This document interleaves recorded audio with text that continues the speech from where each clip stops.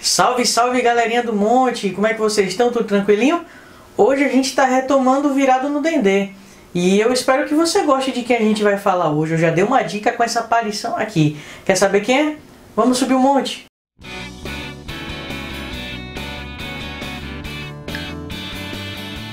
Nascido em 24 de agosto de 1947, ele é filho de Pedro Paulo Coelho e Lígia Coelho.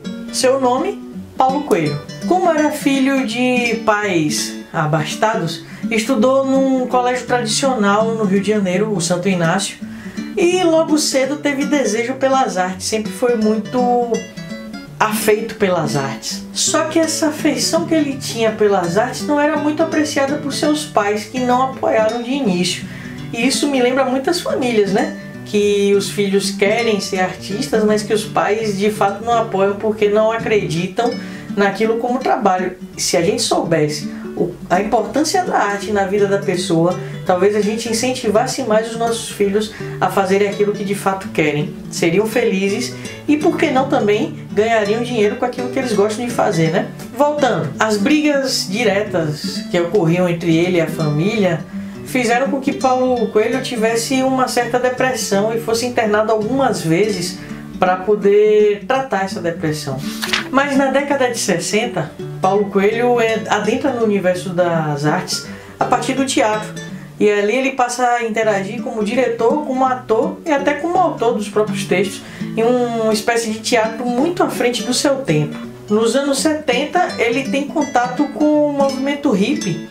E ali ele também tem contato com as drogas, com religiões exóticas, com o ocultismo, enfim. Essas coisas que configuram muito do que Paulo Coelho é conhecido hoje, por sinal. Em 72, Paulo Coelho publicou para algumas revistas alternativas. E foi nessa época que ele conheceu Raul Seixas, que já fazia um certo sucesso, e começa a compor músicas com ele. Músicas como Guita, como Sociedade Alternativa e tantas outras que você escuta e conhece, mas não sabe necessariamente que Paulo Coelho colocou seu dedinho ali. Mas engana-se quem pensa que essa parceria foi apenas com Raul Seixas. Ele também fez parcerias com Rita Lee e com Elis Regina, que inclusive era uma mulher muito cri-cri com a música, ou seja, se ela aceitou a ajuda de Paulo Coelho para compor alguma coisa, é porque esse cara tinha alguma coisa para apresentar para ela.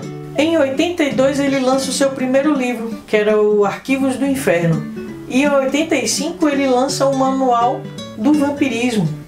Só que esses livros não foram bem aceitos pela sociedade, não foram bem aceitos pela crítica, e ainda não deslanchou a carreira de Paulo Coelho como escritor, não foi nesse momento ainda. Em 86, ano em que eu nasci, Paulo Coelho resolve fazer o Caminho de Compostela, que é uma peregrinação religiosa entre duas cidades, mas que você percorre 800 km a pé.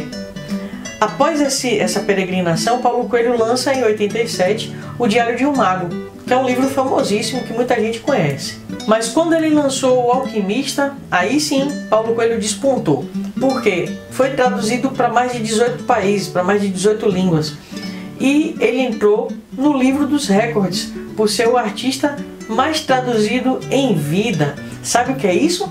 Em 25 de julho de 2002 ele foi eleito para ocupar a cadeira 21 da Academia Brasileira de Letras. Hoje Paulo Coelho vive em Genebra com a sua esposa, a artista plástica Cristina Oiticica, e entrou para a história da literatura por figurar pela 400ª vez seguida no top de livros mais vendidos do The New York Times.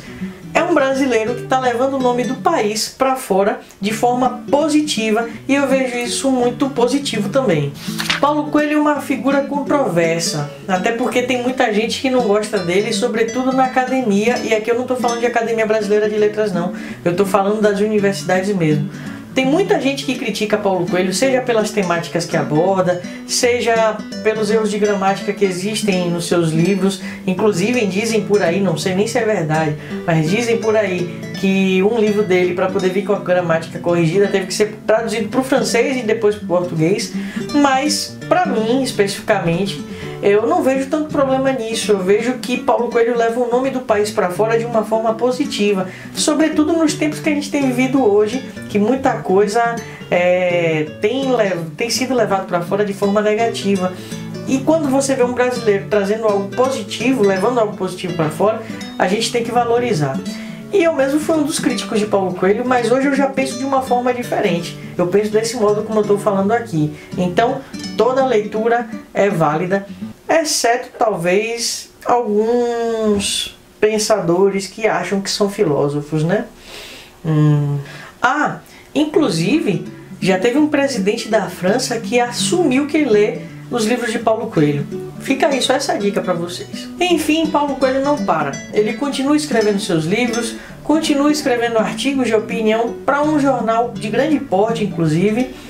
Ele também provoca os artistas para que possam produzir, provoca a crítica também, que critica ele bastante. Então, o cara tá aí para isso e eu acho justíssimo ele fazer parte da Academia Brasileira de Letras, porque nada mais justo de que um bruxo seja imortal.